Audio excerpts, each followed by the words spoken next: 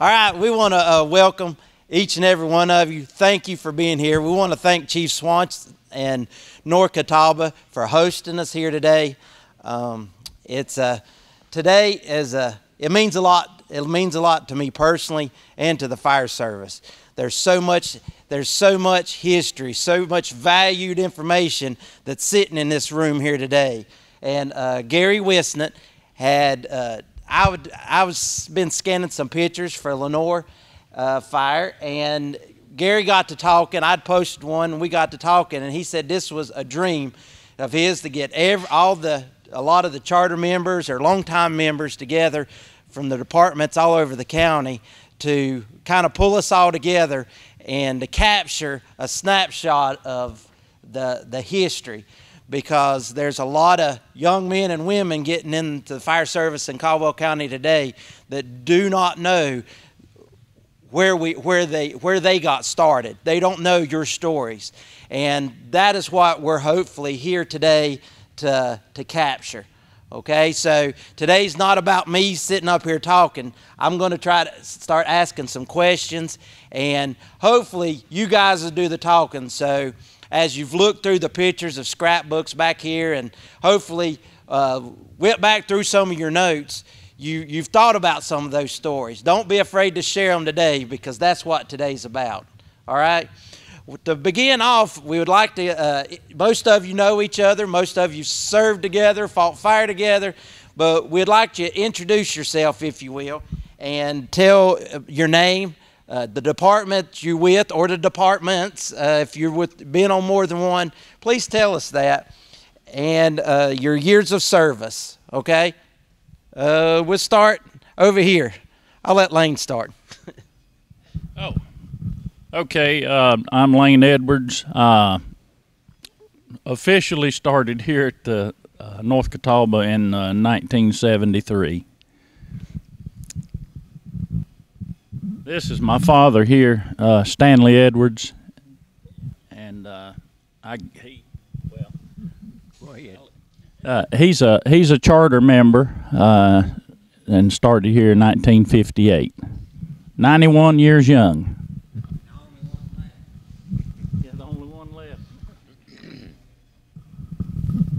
I'm Jim McQueen. I'm on the board of directors at North CATAWBA, and I started in the early 2000s, and I'm not sure exactly what year, but I'm on the board of directors. Yeah, I'm David Smith, and I started here in December of 1975. I'm Ralph Bryant, and I've been on the board of directors more than 42 years here at North CATAWBA. James Greene here. I've been with North CATAWBA since in the early '63. I had 4 years with a rescue squad in LENOIR before I joined up with the department. I've enjoyed it all. Been retired though about as long as I was in the department. I'm Fred McCall. I was here on the ground floor of the department. The department was organized out of RHODHISS Club. And we met in '57 at Haywood Holman's house.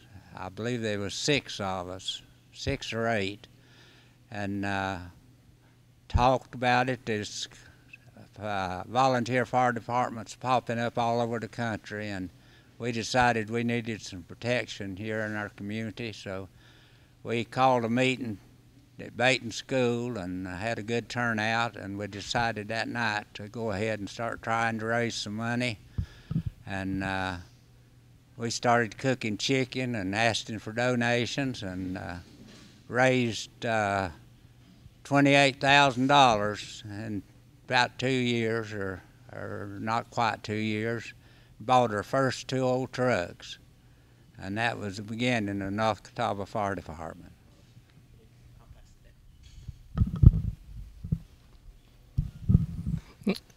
I'm J.E. Coffey with the Yadkin Valley Fire Department. I'm a charter member, and the way we got started was Ray Robbins. I'm sure a lot of people remember Ray. He's not able to be with us today, I don't think, but he approached us and said they had a couple old fire trucks that they was going to get rid of, and they would give them to us if we wanted to start a fire department down in Yadkin Valley.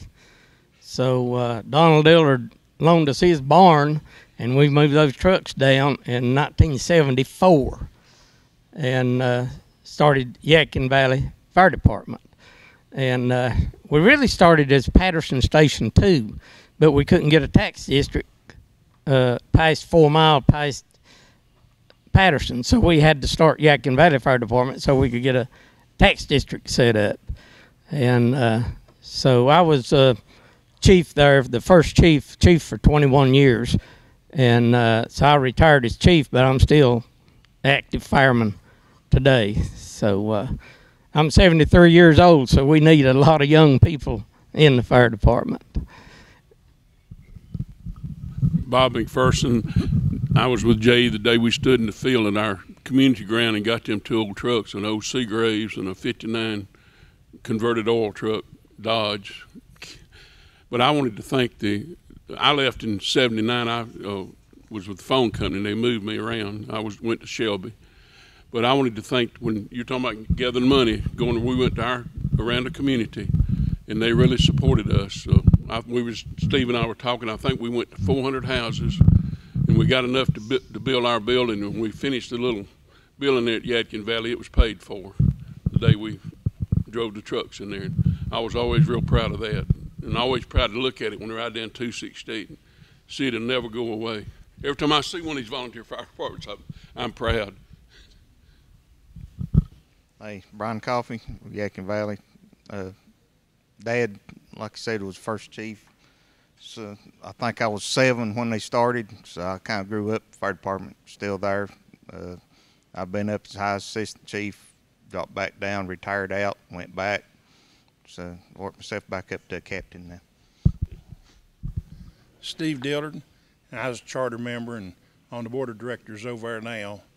And like Bob and Joe said, there was just a little community, but it was hard for us to get started, and it's still hard to keep up because we don't have that big a tax basis. But we got a good community down there, though.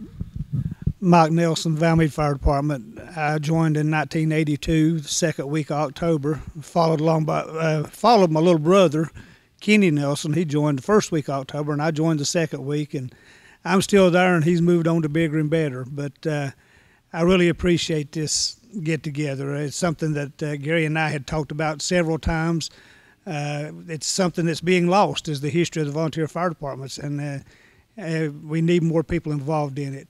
I appreciate the fact that, never forget, in 3rd grade at VALMEAD Elementary School, driver Bobby Storie, LENOIR Fire Department, let me hold a booster line in my hand and squirt water, quote unquote. Of course, Bobby was holding the nozzle and everything. I just got to hold of it, and that fueled my desire to be a volunteer fireman.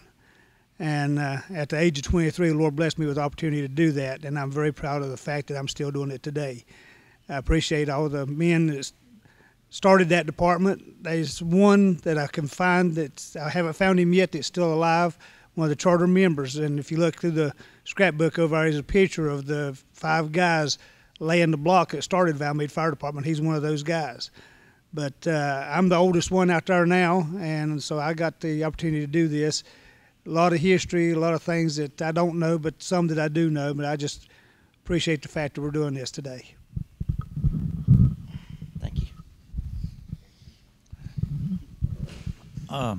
I'm Keith Owens with Gamewell Fire Department.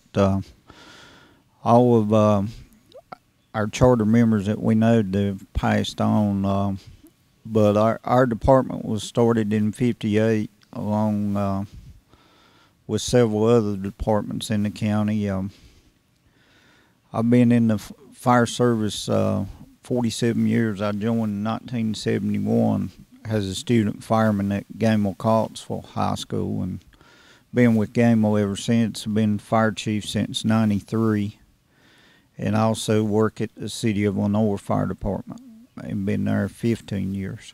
But one of the unique things, I guess, in our history at Gamewell was the first night that they had an organizational meeting at Gamewell Elementary School. Mrs. Clyde Watson, or Ruby,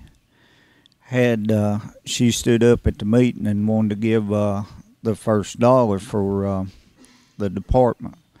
And her parents had been killed in a fire over off of the Mount Herman section, and this silver dollar was the only thing left in his pocket. And she donated it that night to give the first dollar on the fire department. Our first 2 trucks were bought from the city of LENOIR for, best I remember, around $4,800. One of them was a 46 Ford pumper, and the other was a 48 Ford tanker. And we had them up until the late 60s and run them.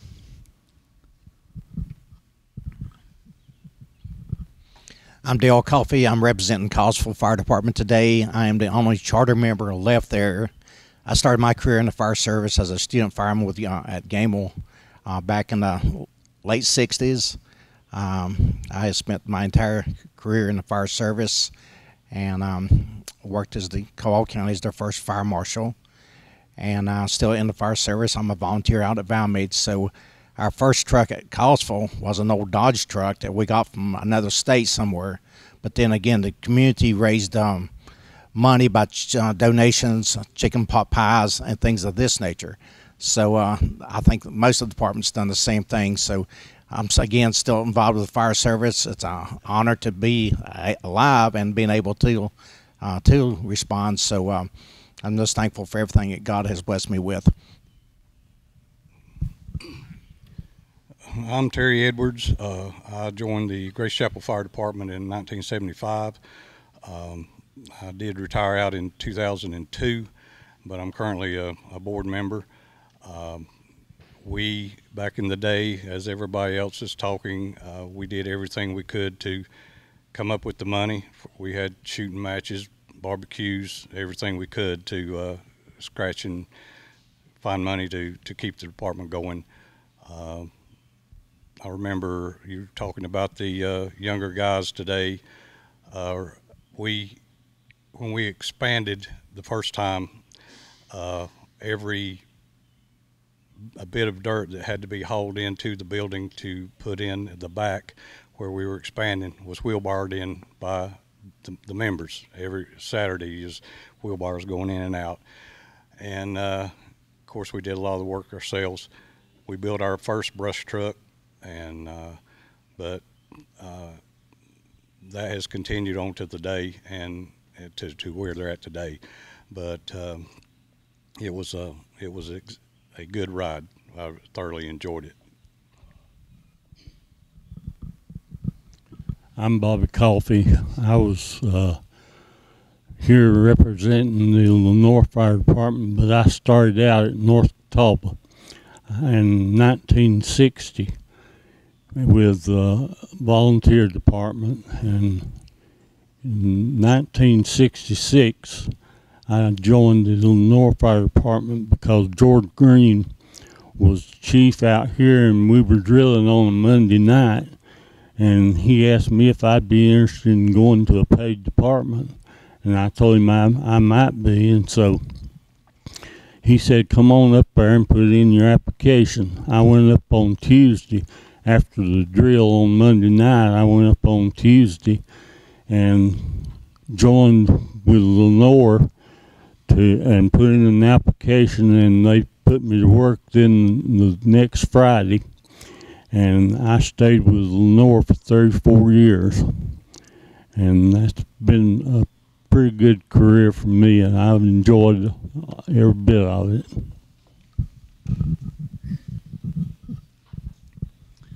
I'm Jerry Clement. I'm with the Little River Fire Department. I joined in 1973. Back in '56, the Oak Hill Ruritans saw a need to have a fire department, and they got up committees and stuff, financial committees and building committees, and the different committees that they needed, and went around and got members. they charged $5 for membership to the fire department.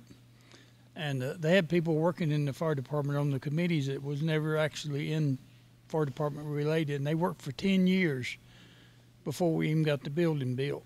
And the first truck we got was an old Army truck, is an old Rio, a 10-wheeler, and they bought a cargo truck, and they bought a portable pump, and the portable pump was $300. That's more than what they give for the truck. And so in 1965, they opened the doors, and that's when they started in August of '65, and they bought a brand new Ford truck from the Ford company, and we still got it. I'm actually in the process of restoring it, and so we've grown from. I've been, first responder, EMT. I'm currently the president of the board, and we got pretty good turnout now, and up and going, still buying stuff. You never quit buying stuff in the fire department. I was always told if you ever stop doing anything, you're going to back up. You neither back up or stop. You keep going forward.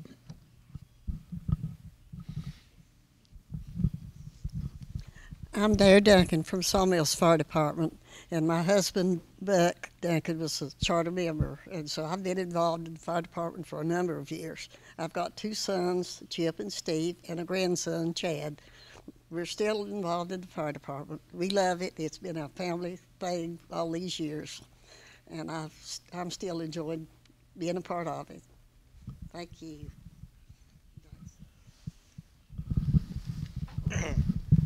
I'm Dykes Wilson. I'm a charter member of Sawmills Fire Department. Dare's a charter member too. She may not admit it, but she is. If it wasn't for her, I don't know where we'd be today. She was the alarm system we had to start with. They got the alarm come into the fire station, and she got on the phone and called around to get the people to respond. She had different people she called, and then they had different people they called to get it together. And I remember when we first got we had a lot of chicken dinners and a lot of singings on the mountains. We had a lot of racetrack cafeterias, hamburgers, hot dogs, chicken dumpling suppers. I can remember at one time that I went out with the fire truck and come back in. It was pretty low, and I went by Lloyd Drums, and I said, "Lloyd, I got $5. What about putting some gas in the fire truck?" He said, "Oh, yeah, go ahead and fill it up. It'll be all right." But we had some awful good people that started it. I'm proud to be a member, and also what I'm really proud of is the departments around us make us who we are.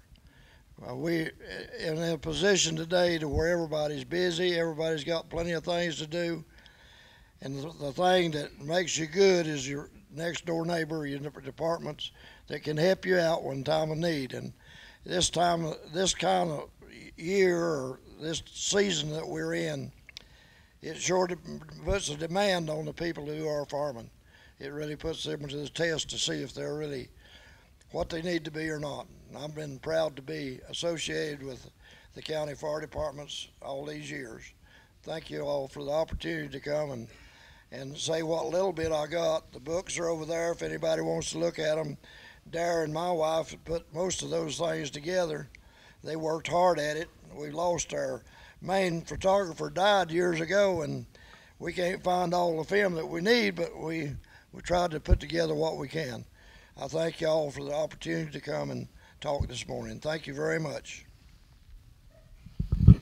I can't say much more than what Terry's already said. Our fire department was started on October the 5th of 1973. I joined fire service in 1963 in a little fire department in Maryland called Abingdon Fire Department. I was a member to Aberdeen Fire Department, and I came down here and I was known as the damn Yankee. I think everybody's got one of them in their department, so that name still sticks with me today. People still call me Yankee. So, and I'm proud to be sitting in a room with this much knowledge and education and proud people. I know I get excited about the fire department. It's been my life for a long time, and I was just glad to be part of this. Thank you. My name is Jimmy Drum. I was with RHODHISS Fire Department. I started my firefighting career in 1980. I joined RHODHISS in 1990. Worked my way up from fireman to today. I'm chief at RHODHISS. We got started, actually the town started our department. And neat little old fact, we got started in '59. They got the building built in right around 1960. And in '61, first part of '61, they bought a brand new Ford cab-over American France truck. 2 months after they got the truck into the fire department caught on fire and burnt down. But they did actually get the truck out to fight the fire with before it burned up. And just like I say, I tickled to death to be here with all these people, and there's nothing greater than volunteer firemen. You got loyalty, you got trust, and utmost respect for the people they protect. And I just want to say thank you to all of you. Thank you. And like I say, there'll be some other departments that we'll try to go back and capture later that couldn't attend today. I don't know if I introduced, I am Jason Hines. I'm started as the chaplain at Sawmills Fire, and now I'm employed by the city of LENOIR at LENOIR Fire, and I'm also their chaplain. And one thing, working with the firefighters to try to get them, to the young firefighters, to try to instill that pride, it comes from you guys. And so that's why I thank you once again for your service, but for your time today. Some of the things that you hit on were some of the questions that we were going to start with. So we're just going to kind of go back through and give you an opportunity to elaborate on something you mentioned, or give you a chance to say something that you whenever the microphone passed, you'd said, man, I wish I'd have said that. So we'll get you caught up. One thing, as you ride around the county today and see all the new fire departments, we are blessed in Caldwell County with the facilities and equipment we have. We'd like to hear about how you come across your first meeting place, your first fire department. Kind of where did you start meeting at for the facilities that you had? And on this, we're not going to go around the room. You just kind of nod, and we'll kind of jump around. So who would like to begin by telling about the first building, the first place you got started in?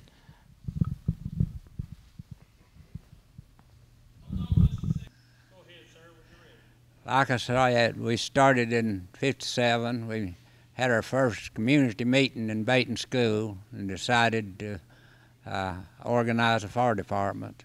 So we started raising money by cooking chicken, asking for donations.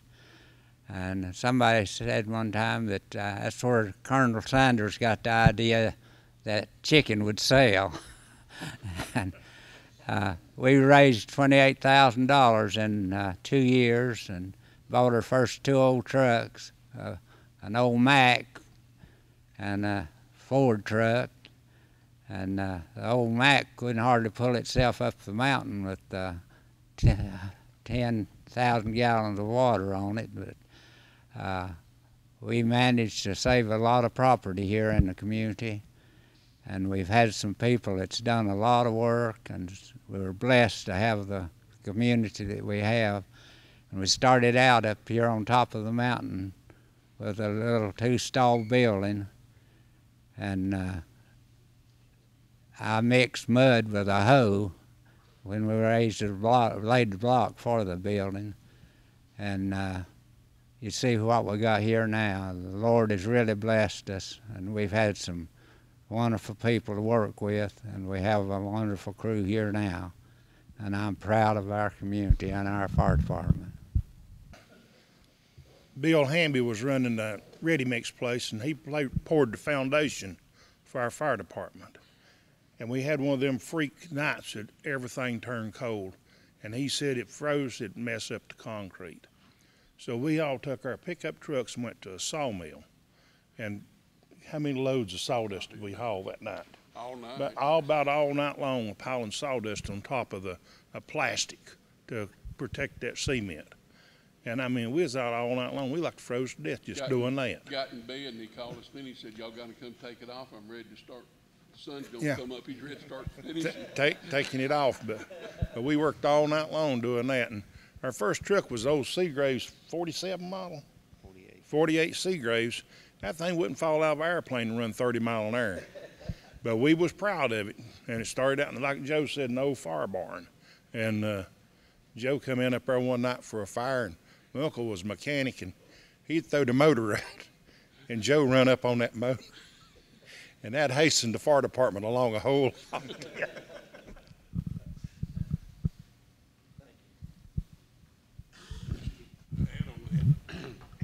Our department started, Don and Ola Jean Dillard gave us the land to build it on. And the only thing Ola Jean said tonight, she gave it, I guess that's one of the coffee, we always had coffee at their house. But she said there'd be no politics and no religion taught in that fire department. And we always, all through the years, except I think one time they met in a voting place for a while, but other than that, yeah, for a day or two, but other than that, we always kind of stayed with that, so. I wanted to ask you, have we been lucky enough that any fireman we ever lose a fireman in a line of duty in Caldwell County since we've been doing this? I'm not sure. We'll check into that. Yeah, that's a good question.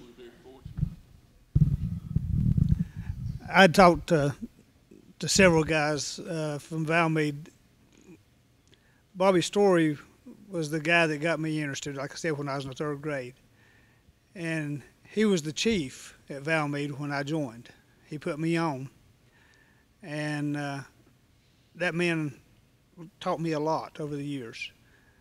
And also, we've only had 6 chiefs since the organization was started in '58. It started by, like a lot of others, by Rueting Club. They got to talking and they said they'd seen the need, and so they had the committee go out and talk to the community and see how many people in the community would be interested, and that's how they got their first firefighters. They got the fire department started, met at VALMEAD School, established it in '58. The first block was laid in '59. I've got a picture over there of 5 guys laying the block. They were brothers, Wade Taylor, Jennings Taylor, Keys brothers, Joe, and I can't think of the other one's name, but anyway, they were out there laying the block. They built the building themselves. The organization went in 1959 and bought a Ford Seagrave truck for a pumper and had an old Rio as a tanker. Leonard Morrow, the chief after Bobby was, and I talked for a couple hours yesterday, and he was telling me a lot of the fires and things that they had. And in 1971, from the best I can find out, was when LENOIR city limits came into that area and took in the fire department. So we are actually, since then, we've run out of the city to run our district. And I live across the street there behind VALMEAD School, and that kind of coincides with what my grandfather told me when they built the home that I live in '66, that in 1971 the city came through and offered water and sewer to the people that lived there, and they turned it down. So that kind of establishes that fact. And that may not be true. I don't know if that's the best I could figure for VALMEAD. But, of course, it's taken in. But a lot of the guys told me about chicken dinners and pot roast dinners and all that stuff. And Mac Edmondson was the first chief, and his daughter told me that they used to have womenless weddings. And could you just picture Mac Edmondson in a hula skirt? She told me about this. More than one time he was in a hula skirt, so I just could not picture that. But those type of things, and that's the part of history that I want to keep alive in our fire service. I want the guys that come in today to know what the guys that started it went through and what all they had to do to get it established and get it going, and how that they've set it up for us, and how hopefully we're setting it up for the next generation, the next guys that's coming in to keep it going. And hopefully that won't be as hard to do things like that. Of course, you get grants and stuff now, but it's not easy to get the grants a lot of times. And then the hard thing is getting the interest in the fire department. Having that passion and desire that these men these older men older than I am. I'm not but 60, and I see gentlemen here that are 70 and 80 years old that are still got that passion for it. And that's what's missing, the passion for the volunteer fire departments. And somehow or another, we got to get that going again. But, you know, I don't know if I'd be able to go out here, and I don't think you'll ever see me in a hula skirt trying to raise money for the fire department. But but Caldwell Furniture gave the first $5,000. They used that money to buy the truck with. And I don't know where they got the land, how they got hold of the land or anything like that. I've been trying to research that, but it's still in the same place. We can't go anywhere else, you know. And we're still serving, booting up against Collettsville and Kings Creek and Patterson and up against Gamewell, and you know. So our district's pretty spread out, but I've enjoyed it. I love it. Still love doing it, and you know, it's amazing to think what these people went through to get this thing started. And it's not just the men, like this lady over here, the wives. They were part of it too. They did all kinds of stuff. They done the cooking. The guys went out and they done the selling and the delivering and everything, but the wives, they done all the cooking and stuff, these chicken dinners and stuff to get this stuff going.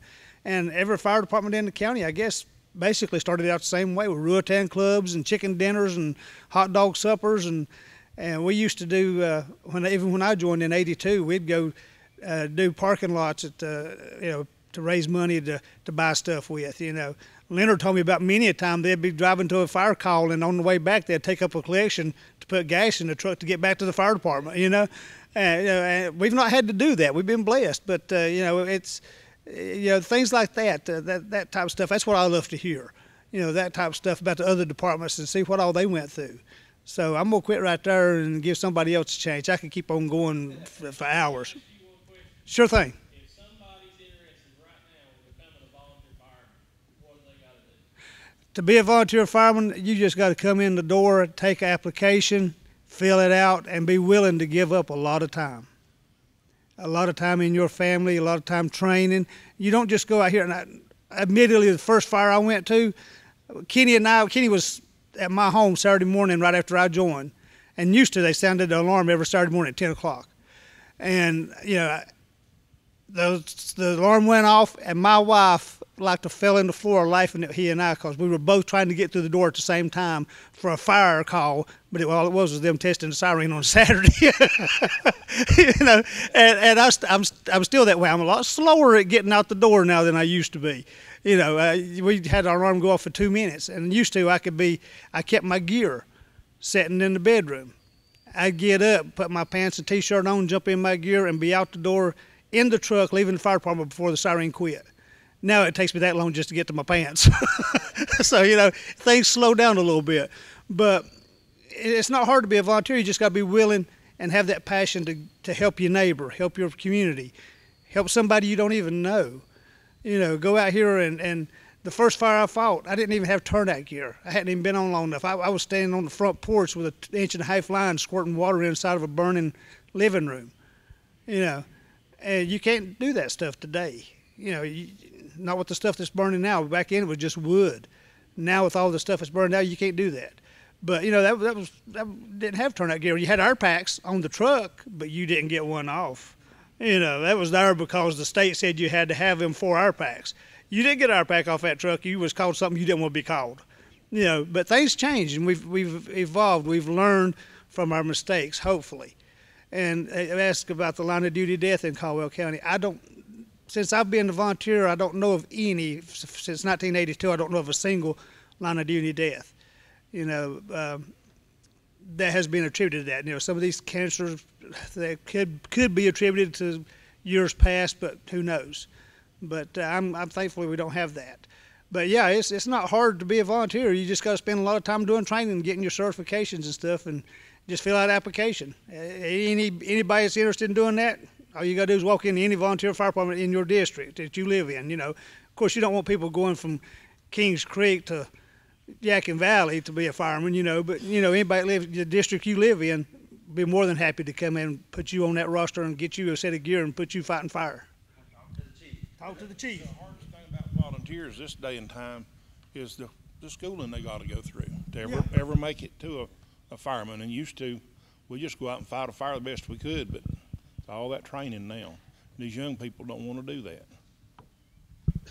When I started, we did training once a month.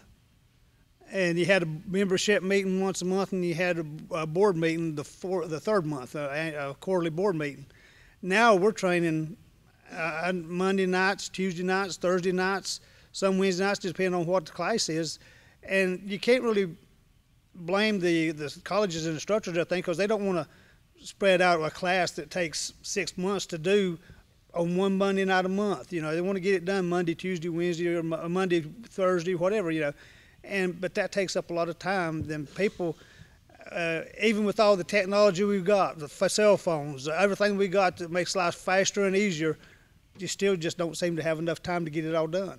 And it's not that we as the firemen are asking people to do all this stuff. It's the state and the regulations and all of this that's saying, well, you need to do this because, you know, firemen are dumb. It took them taking the tailboards off of the trucks to keep people from falling off and getting hurt. When I joined VALMEAD, there'd be 20 people trying to get on the tailboard, nobody under the stern wheel. You know, and yeah, nobody wanted to drive. You know, there'd be 20 of us trying to get on the back end, and then Chief Storie found out I could drive a truck, and he said, "You start driving." So that's how I started driving. You know, but now you got all these trucks have been equipped with stuff now. You know, they're all electronic. When the first truck I pumped, you had to get outside, pull a lever on the side of the truck, shift it over to neutral. Watch that little needle bounce, and when it made that last little bounce, you shove it over and pump. And if you missed it, start all over. Now you get out and you flip a switch and push a button, and it's done. You know, that's the way trucks are now. Firefighting's still the same. You still got to have a man on the end of that hose to squirt the water where it needs to go. But the technology is amazing how it's changed over the years. And in just a few years I've been in it. Some of these gentlemen have been in a lot longer than I have, and those trucks were they didn't have power steering. They didn't have the air conditioning and all that stuff, you know, that was, unless you had one of the open cabs, you know. In 91, they done away with that. You can't have one of those anymore. So, you know, it's changed a lot, but I still get that foot jumping on the accelerator when I'm going down the road, you know. I still get that whenever that tone goes off. And my wife don't understand that. She said, "You've been doing this 37 years. Why don't you quit?" I can't quit. I can't quit. As long as I can get up and go, I'm going to keep on going. Exactly right. Thank you. Who else would like to share back some of the first days that we had? I'd like to. Okay, the questions came up, have we lost a firefighter in the line of duty? Yes, we have. Chief Russell Dellinger with the Caldwell Fire Department. On Monday night, they were going up to the Globe section to burn a house. He got in the old Dodge truck, drove up there, started having chest pains, and they immediately brought him back to the fire station where he coded and passed away. And I think it was in 1984. He is the only firefighter I know that has died in line of duty. I guess one of the biggest thing is I was lucky enough to start out when a lot of the guys at North Catawba and Dykes and Jury and Chief Coffey and all them were still in the fire service. So I've learned a lot from those guys and the guys at Gamewell, Howard Kincaid that was there, and a lot of the other guys. But as Dykes was talking about about getting the telephone calls and calling, you know, back when I got in the fire department, and I know most of the older guys, that's the way we got notified. There wasn't no pagers, and they wasn't, the calls didn't really go into the county. They come direct into the numbers that each fire department had listed. And one of the ladies that would call us was Johnsy Anderson.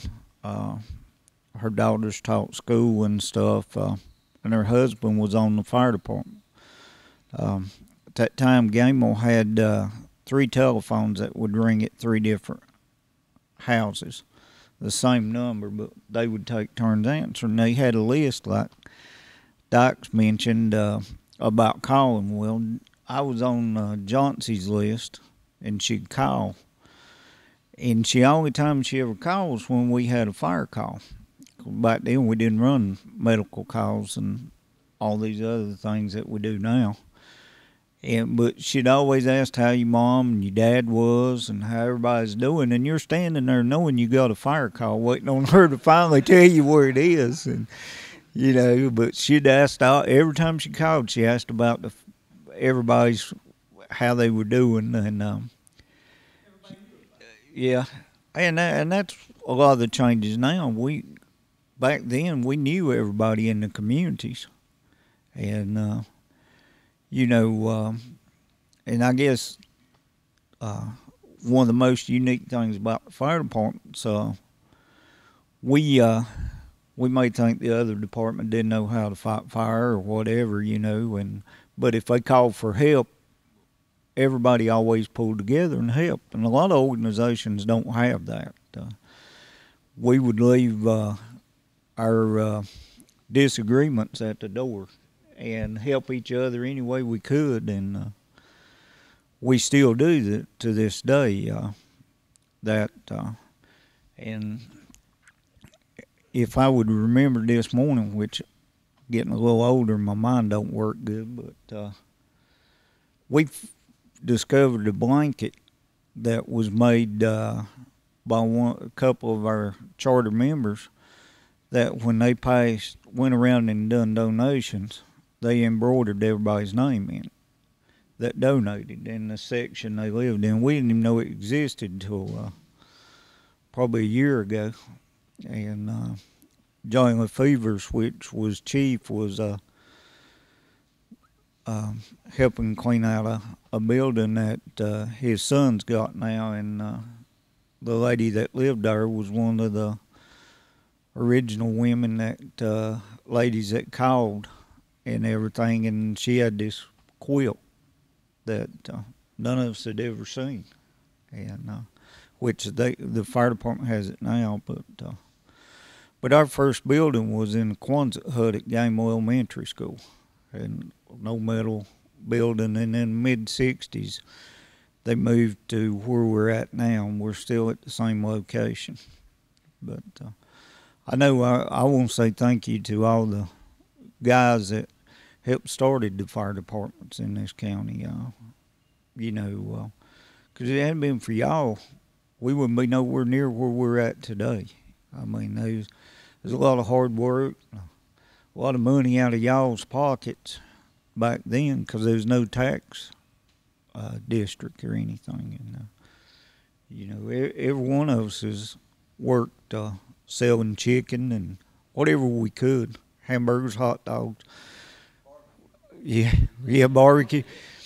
We'd sell hamburgers and hot dogs and make $200 and thought we really done good. But yeah, back then a fire helmet was like $25, and today they're getting up there near $500. As Mike mentioned, he was on the fire department, didn't have any turnout gear. Well, I got a coat and a helmet, and had that for a year before I got a helmet. I'd go to calls and had to bum a helmet from somebody, but a lot of times it wasn't hard to find one because some of the guys were older, and a lot of our training was here's a nozzle, get in there and put that fire out. You didn't know no different. But yeah, it's been a good career for me, and I'm just thankful that I got to meet a lot of the guys that helped start the fire department. So a lot of the older guys that aren't with us anymore, but we still got some that are, and it's a pleasure to see them. I think, answer to your question, the average number of hours training last year in our fire department per man, and we have a 45-man roster, and it's almost full, was like over 350 hours per individual. Now, boys, that takes a lot of time away from the wife, the family, your job. Things change. Used to, if you had a fire and you worked in a furniture plant, You could go to the fire and come back. Nobody say a word to you. They just want to know if anybody got hurt, whose house was anybody they knowed. That was it. Well, now if you leave, you're fired. So there's a lot of change in there. But the one thing that I think that's we've missed, everybody's missed, including myself, we didn't talk about the ladies' auxiliary.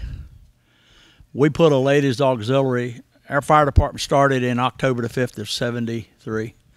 In April the 1st of 74, the men voted to have a ladies' auxiliary. And God bless them, they're the best thing that ever happened to fire service. They're there for us at 2 o'clock in the morning. They're there for us at 7 o'clock at night. They'll bring us clothes. If it's cold, they'll bring us coffee. If it's drink, they'll fix us sandwiches. They come whenever we ask for them. We don't even ask for them. They just naturally know they have to come. And my hat's off to you because, like I said, I've known you for 45 years since I came down here, and you're still here. You're still as pretty as you ever were, and you don't look like you've changed a day. And this lady is Sawmills' backbone for the ladies' auxiliary. I'm telling you, she's a trooper. But we went through the same thing at Grace Chapel. We had the chicken dumplings and this, and we're talking about fundraisers. I'll just give you an insight what we did this past Friday and Saturday. The guys at the fire department, I retired in 2014, but the men there this past week on Friday, in less than 3 hours, sold $19,780+ of barbecue in less than 3 hours. Then on Saturday, they did almost $10,000 more in addition to what we already had. So that's $30,000 that the community chipped in. And without the support of the community like that, it's just, like I said, I get choked up when I start talking about it. But those are one of the things that you asked about. And like I said, it's tough. The people nowadays don't want to put the time in to do what we do. I think volunteer fire departments are going to eventually vanish, and it's all going to be paid. It's going to have to be because the millennium people don't want to do the work. And I hate to see that happen, but I'm glad that you guys have got together and started doing this. And again, I want to thank everybody that's in here and everybody that's part of this. Thank you. As I said earlier, I'm with RHODHISS, and that they'd started the fire department and it burnt down. Well, the people that own Glycis Grocery give them the land where they are at now, which is actually in Burke County, but we are Caldwell County Fire Department.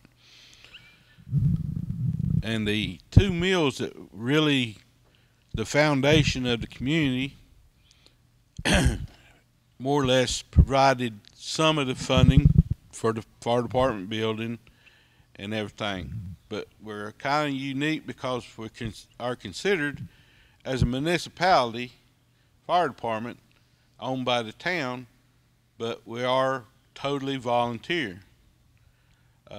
Town does provide us with a amount of money or tax base or budget, whatever you want to call it. But back when it started, like I said, the old first building burnt down. Glycis gave them the property. The fire department built the building and everything. Then a couple years later, the town RHODHISS come and approached the fire department that they needed a place for their town hall. So at that time, the fire department agreed to let them have the offices, the chief's office and the officer's office, and they turned one into the town hall and one into actually the RHODHISS Police Department. Well, from then on, we worked on a minimum budget somewhere around $10,000 a year up until the 80s, I think. Then they got to go up a little bit higher. Well, I joined in the 90, and we was getting somewhere around $20,000, $25,000 a year. That's to run the fire trucks, to pay for lights, power, and everything in the building. And like the rest of these departments, they all did the chicken dinners and stuff. Our main thing was hot dog and hamburger sales. every other weekend.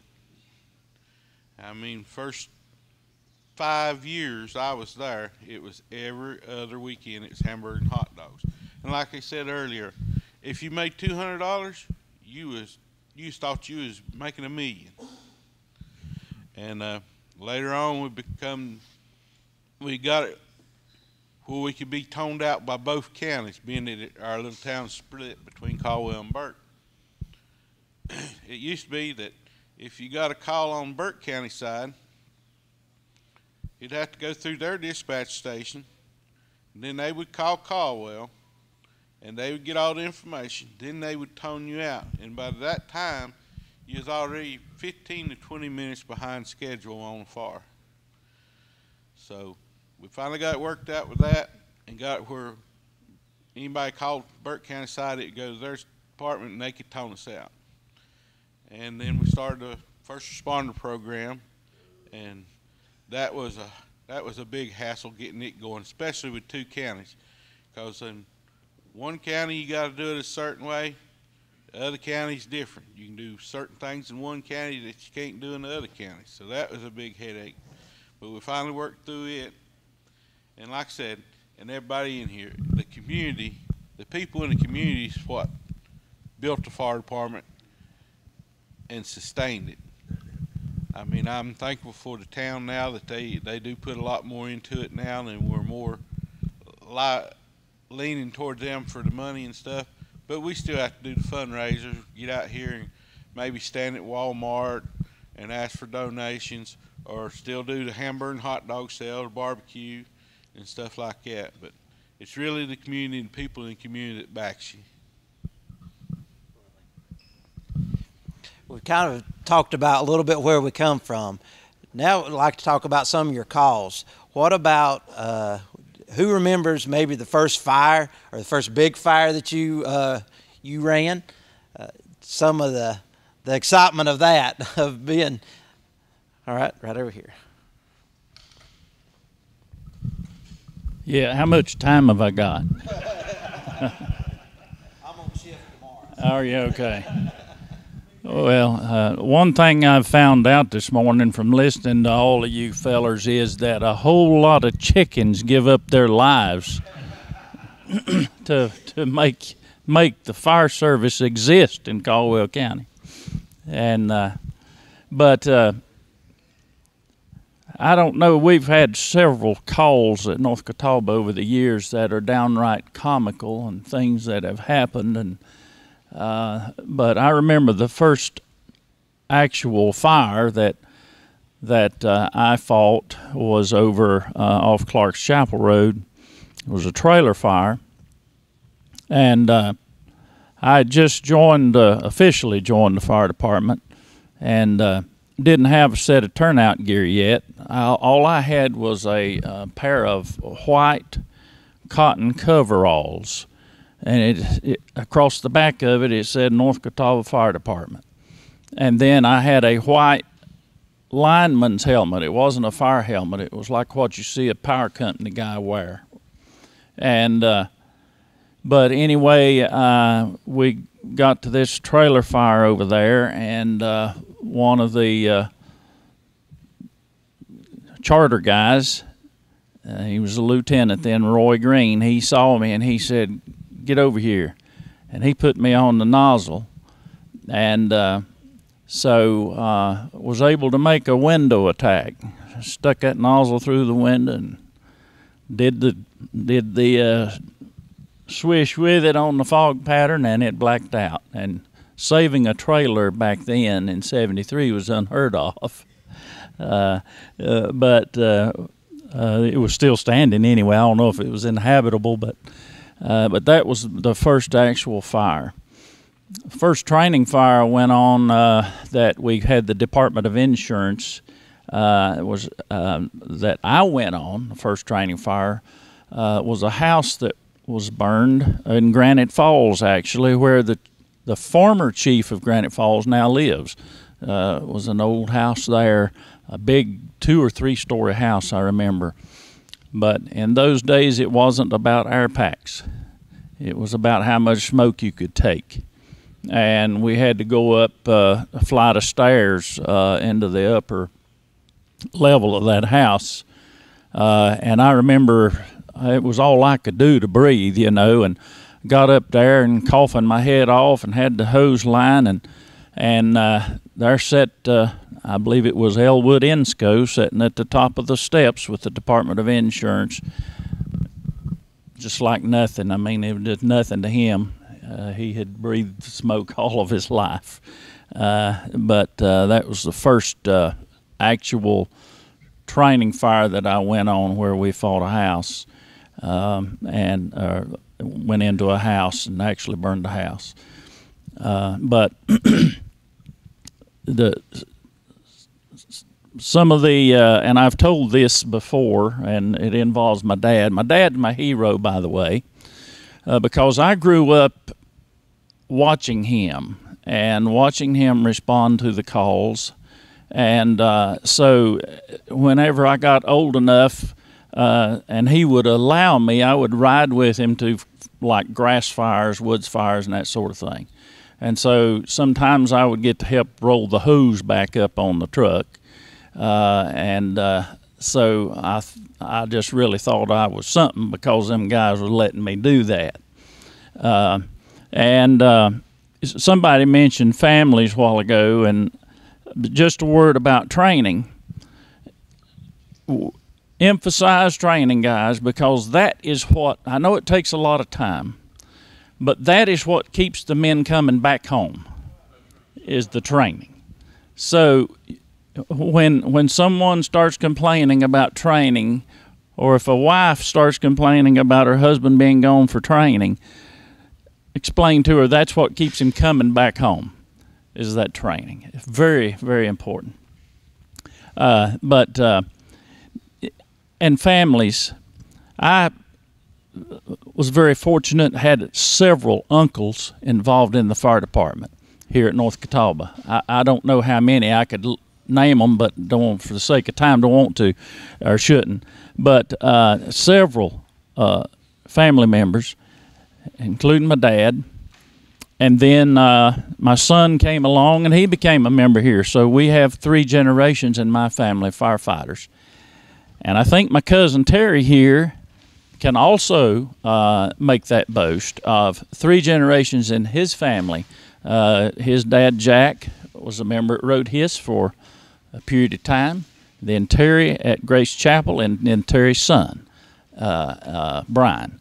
And so I don't know how many families in Caldwell County have multi-generations involved in the fire department. Then in 1976, I married a little girl from Miller Hill. Found out her last name was Craig. Found out that her dad was, her uncle was Paul Craig. Paul and Audrey, who lived in Gamewell Fire Department for several years. And so I married someone who was involved in the fire service as well. Then, me and Sheila got married. We were able to move into North Catawba Fire Department and live there for 7 years. So it was unique that we could live there at North Catawba, and her aunt and uncle was in Gamewell. I think there was one other department, if I remember, that had live-in people, and that was that VALMEAD? Yes. And you know, that was kind of a unique situation where we actually had people living in the fire department and to answer calls at night. And I cherish those days, and my wife and I sometimes say we wish we could go back to those good old days. But had some strange calls over the years. We had a treehouse fire one night. Actually was a treehouse fire, and there was actually grown men in the treehouse, and I think one of them got burned. And we've had several calls. Had a bridge fire one night. Bridge was actually burning. So we've had some comical things that's happened over the years. Talking about people trying to get on the tailboard. We had a call come in one night, and we was all at at the fire department drilling, and one of our lieutenants had a habit of parking in front of the fire truck, in front of the station. And we didn't think much about it. It's okay if the alarm comes, he'll just get in his truck and go. Well, alarm came in. I jumped in the driver's seat. A bunch of men jumped on the tailboard, and there sat that pickup in front of the truck. And the very guy who had that truck hollered at me and said, "Let's go. We're all on here ready to go." So I had to embarrass him and say, "Well, if you'll move your truck, we'll go." So was over in Burke County one night at a training, fire, hauling water, and I had a guy riding the tailboard on the tanker.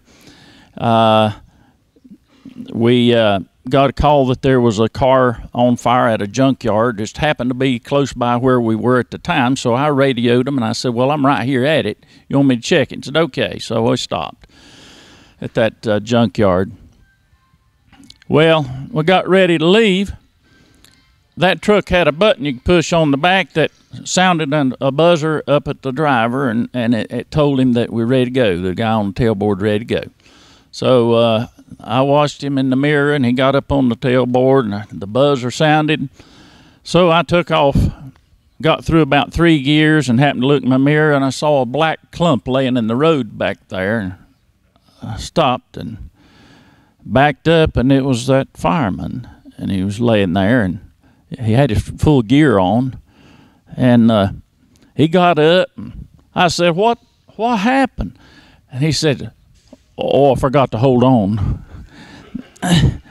So, but anyway, a lot of you guys I could spend hours telling you about stuff, but anyway, the fire service is a great place to serve your community.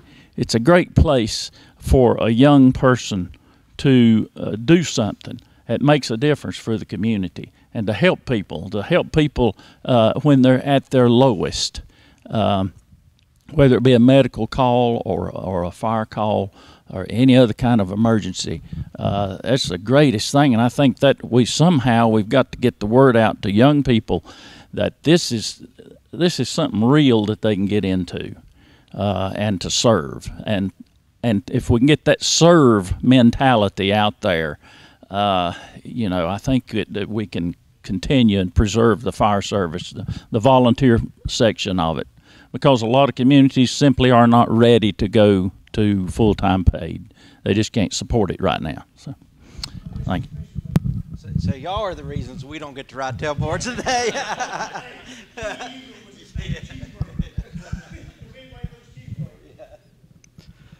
Speaking of comical things that happening in the fire department, there, George and Roy Greene and some of the other men used to like to play bridge, or not bridge, play rook at the fire department. Well, when they built a new addition to the fire department, George, he had been a fireman in LENOIR.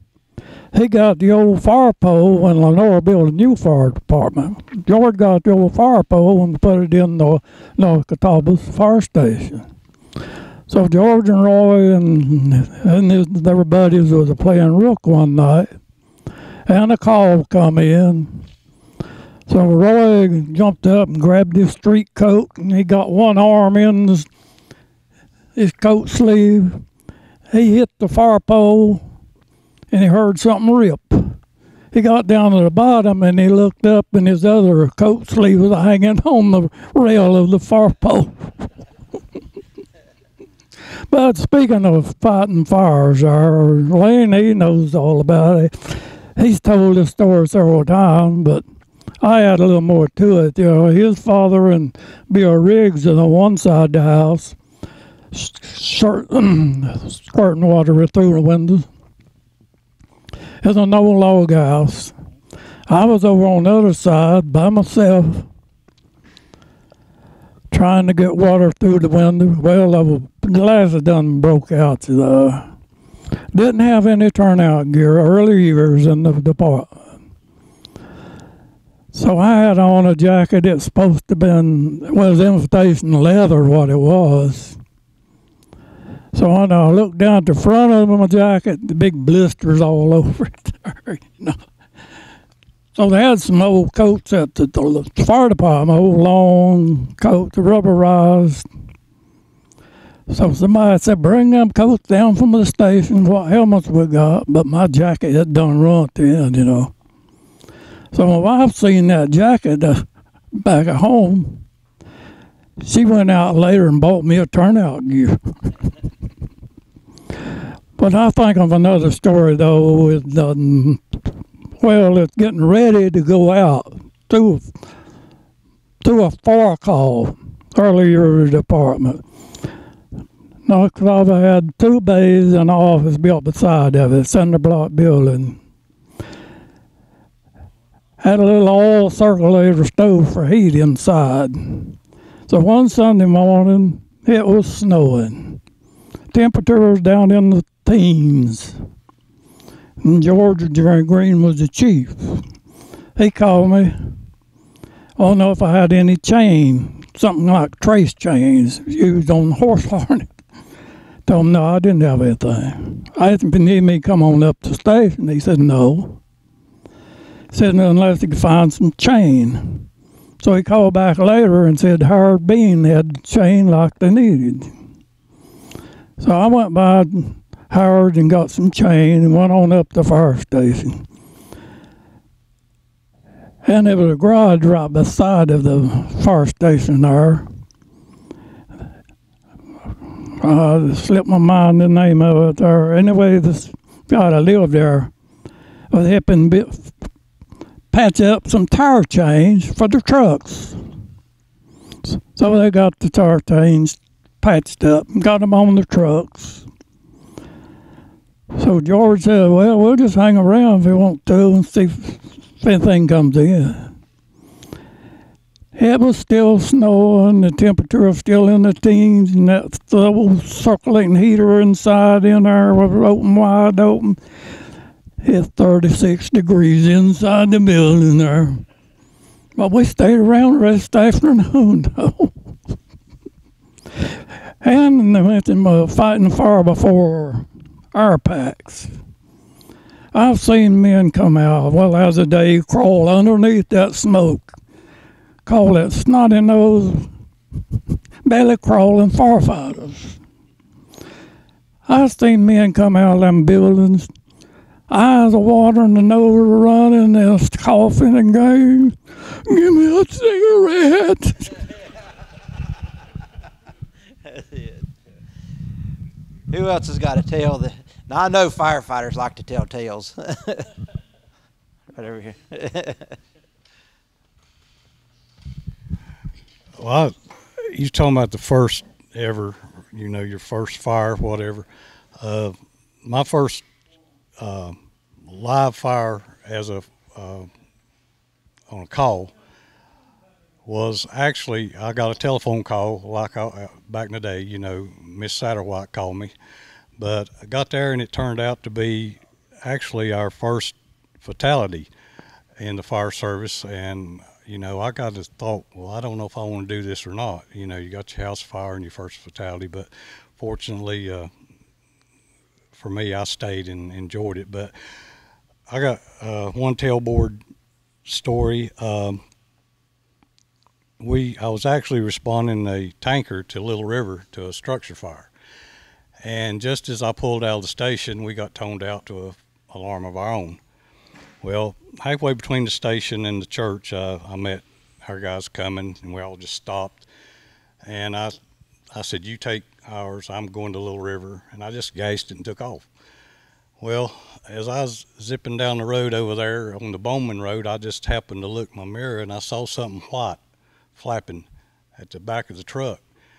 And I thought, what in the world's that? You know, I didn't have a clue what it was. Well, a little bit, I looked again and I saw somebody's head stick around the corner like that. And I thought, well, where did I get him? You know, he wasn't there when I left the station.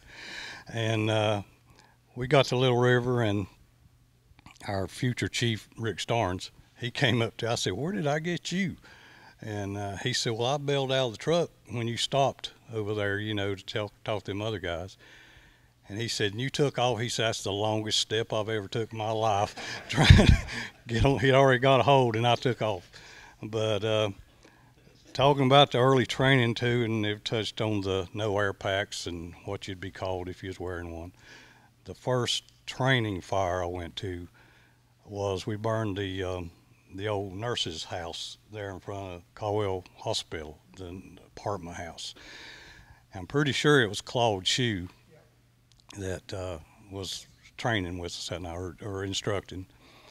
And before we went in, he told us, he said, okay, the way we're going to find out who's the toughest tonight is whoever has the most snot hanging out of their nose is the toughest. And that's how you gauged it, you know. And of course we went in, and naturally you start setting fires at the top, you know, in the back. We went up the stairwell, and he said it wasn't burning enough, so he ordered another 5 gallons of fuel, you know, and he slung it down through there. He said, okay, let's go. And he said, don't pay any attention to that stuff falling off the ceiling. It's not going to hurt you anyway. So that's kind of how it was back in the day. And it has no disrespect to LENOIR Fire Department, but anybody that was in fire service would listen to High Pockets on the radio. Yeah. And he would tell the chief what needed to be done and what he was doing and how things were going and did he need more men. But he was the most colorful dispatcher in the world. And he's still, as far as I know, he's still alive and lives up in where he was living before. But if you was out anywhere and you got in any line of trouble, that man had your back.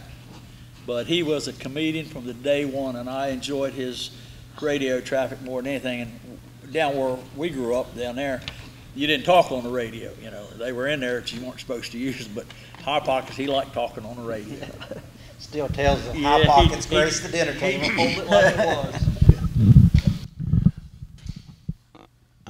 As I said, I was representing LENOIR Fire Department, and a little bit of the early history that I've heard about and read a little bit about was that it was originally organized in 1877, and between then and getting the automotive type equipment, they had the type pumper that was manned by just the men, and they would roll it down through town to get to the fire, and then they'd have to pump it by hand to put out the fire. And of course, prior to that, they'd had the bucket brigade, and they had just, I reckon, done away with the bucket brigade and had to go to that hand pump. And later they got the horses, and I guess that's the only department represented here that had horses. And Rex and Ned was the 2 horses that they had, and down in front of the old Belk building, which was at the corner of Main Street and Harper, they had where the horses came out of the stable, they had taken picks and picked the concrete with those picks to make it rough enough that the horses wouldn't slide and fall down as they came out of the building.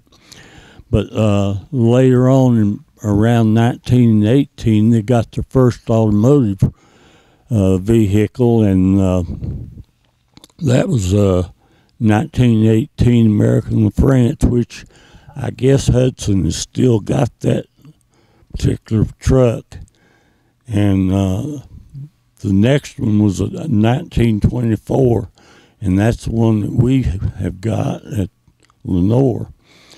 And then later they got a ladder truck, which was 1934 model, and that truck was sold to Bert Huffman, and it was the one that was wrecked up there and killed Walker, I believe was his name, man, when they wrecked there at Willow Street and Harper.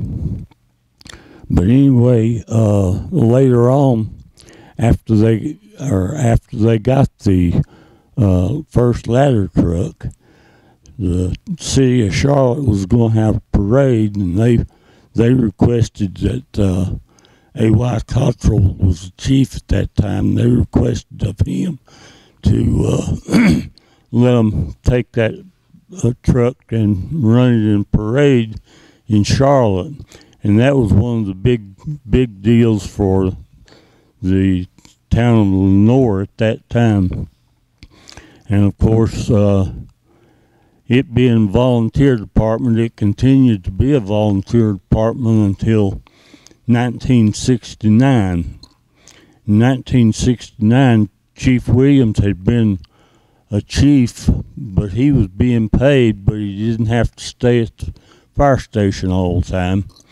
And he was promoted to a fully paid chief in 1969, and it was no longer considered a volunteer department.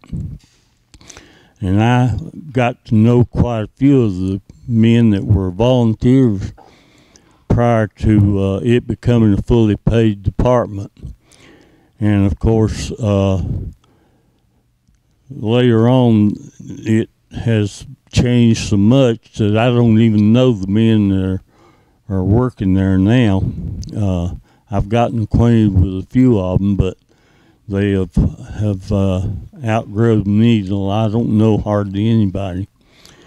And that's about the end of what I know about the history of the fire department. Yeah, I got one more fire call here. Here's a late one evening, just after dark. We had a car fire call up to Whitnall, Old Mill Village. The car was fixing to pull out on the Conley Springs Road, and the man said he smelled gas. Earlier years of the car had carburetors, so he raised the hood to see where the gas was leaking from. So it was after dark. He struck a match to see where the gas was coming from. And he didn't find out just exactly where it's coming from. It's too much light there. Like I say, you guys have shared gold today. And not going to cut this short if anybody has anything else to say. But I just want you to know that the passion that you've talked about is what you still got to offer. Your time in the fire service is not over, because that passion that you have, that information you have, I encourage you to go by your stations and talk and tell those people, tell the next generation that about the chicken dinners, and teach them about where they came from. Because I'm a firm believer, I've always been taught, if you don't know where you've been, you don't know where you're going. And you guys know where you've been. You guys still have value within your departments. I would encourage you to go by and just sit around the table and tell them those tales. I hope today you have felt the appreciation that this county has for you. I want you to know that you are not forgotten, that you are still very much a part of the fire service in Caldwell County. And I want you to know that once you're a fireman, you're always a fireman. Amen? All right. And like I say, there's many in the community. Chick-fil-A donated all that stuff, all the chicken biscuits. North Catawba provided all the snacks and refreshments for you guys to hopefully give you just to give you a reminder of how important you are, not only to us, but to generations to come. The last kind of thing I'd like to finish, maybe wrap up with, is if you had a brand new rookie sitting in the chair right in front of you today, what would you tell him? What would you tell him about the service that he's getting ready to face? What words of encouragement would you give him, or her, as the case may be? A young person, I would tell them that 20 years from now, they can't understand now, but 20 years from now, they'd understand it. It's an investment. That's exactly right. In the community. Who else got a word of wisdom? Hold on. Keep your priorities Start. Faith, family, fire department. Faith, family, fire department. Got to have your priorities straight.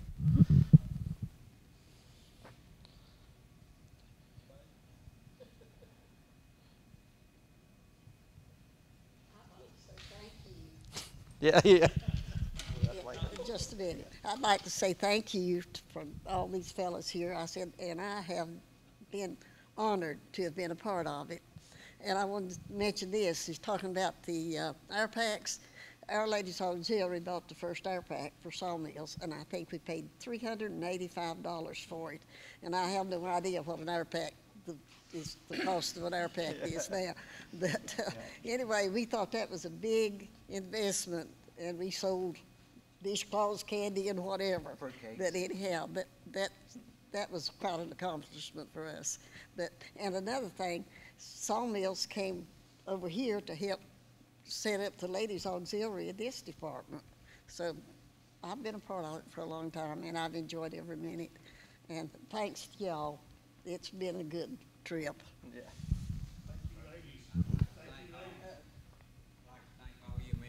Service that you put in for your community. And I know you're proud of your community, and we're proud of ours. Thank y'all for coming today. And I'd like to say thank you for all the chickens that we had too. Yeah. I know I'm the youngest one here looking around at these gentlemen. Oh, yeah, that's right. Brian, you was hiding over there. Brian's younger than I am. He's the only one younger than I am. But, you know, my advice to anybody coming in is don't forget you're here to serve the community. If you're here to get what you can get out of it, you're here for the wrong reason, just go ahead and go back out the door because you've got the wrong attitude. You have to have a servant's attitude to go out and serve your fellow man and be willing to, like he said Rusty did. I didn't remember Rusty as an 84, but you've got to be willing to make that sacrifice if it comes down to it. And you know, that's something that people don't understand. You know, this generation today, they call it the me generation or whatever, you know. Sure, there's some that way, but I'm sure that there's still some out there that's not that way. They've been brought up in homes where you have this servant's attitude. This go out here and spend all day cooking and hauling chickens and barbecue and sandwiches and all this stuff to make money to buy air packs and to do that stuff. That servant attitude, you got to have that or you're not going to be able to make it in the fire service. And that's the satisfaction. Being in Walmart and somebody walk up to you and say, you're out at VALMEAD. You grew up at the house where my dad had his heart attack. Thanks to you guys, he's still alive today. That's the reward in it right there. That is the reward. That's what you got to look forward to. Not all the other stuff, but that is your reward when somebody walks up to you and says, thank you for what you've done. If you're in it for any other reason than that, you're in it the wrong reason. I guess I'm the oldest in here today. I'm not going to go. I was 88 years old last Tuesday. 88? How old are you, Mr. Edwards? 91. There we go. 83. 83. 75. 75. 79. 79. Anybody else want to admit it? But anyway, don't want. 52. 52. Okay, I've got him by 8 years. Don't want to cut anybody's opportunity off, but I think Dale said something about Rusty's dad dying. If I'm not mistaken, the Caldwell County Firefighters Association had a scholarship fund. And that first scholarship fund that was done was in behalf of Mr. Dellinger. Right. If I remember correctly, and I'm getting old, so it doesn't remember, but I believe that's, and that, I don't know, I haven't been to any association meetings, but that's what that was for. It was Rusty Dellinger. I think I remember hearing that. So that goes back, and it shows you how the firemen take care of the firemen when nobody else is thinking about the firemen. Yeah, exactly. Well, down at RHODHISS, we got kind of a little old tradition when the new guy comes in. We'll set him down, we'll talk to him, and we'll explain to him, you know, this is not a glory job. You're out here to help people. Do what you can. It is more of a giving job than a getting job. Some days you go out and you might be the scum of the town. Next day you go out like the gentleman said over there. Somebody will come up to you and thank you for what you've done. But you got to have the trust of the people, respect the people, do for the people, and just be all around giving. But one of the things we always ask them, are you scared of fire? And 90% of them will say no. And the first thing we say, well, if you're not scared of fire, we don't need you. Because if you ain't scared of it, you're going to get hurt. But it is a time-consuming job and a giving job. And like I said, I want to thank everybody for their input today, too.